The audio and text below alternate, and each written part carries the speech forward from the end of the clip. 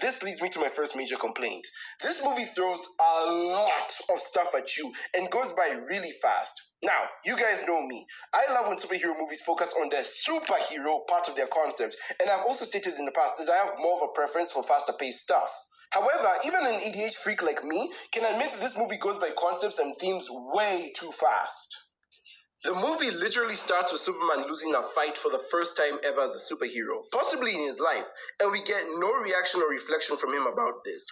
I get why he would brush it off at first and get back into the fight without thinking, as his main focus is just protecting as many people as possible, but later on, you'd think that he would grapple with the reality that someone out there is just as, if not more stronger than him. Obviously, he's met other strong characters before, like his cousin, but this is the first fight that he's ever lost. A bit more emphasis on that would have helped. Same thing applies to his parents' reveal. Superman finds out that Krypton wasn't the nice planet we've come to see in past iterations. This time, they seem to be a low-key conqueror planet with a mindset similar to the Viltrumites from Invincible. Clark doesn't really react to this life-shattering information till the third act, which is way too long in movie time.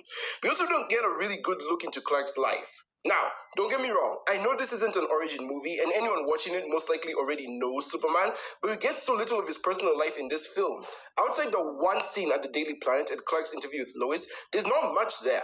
Most of the Daily Planet gang feel like background characters with their own mini side plot as they don't really interact with Superman or his adventures.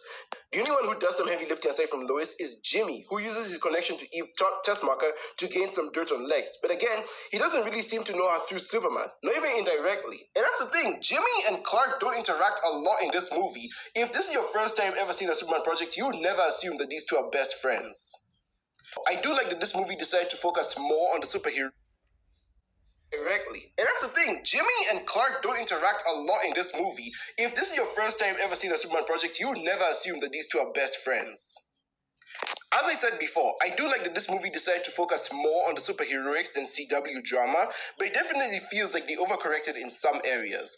The movie would have definitely benefited from more slower emotional scenes, like the one with Pa Kent in the third act.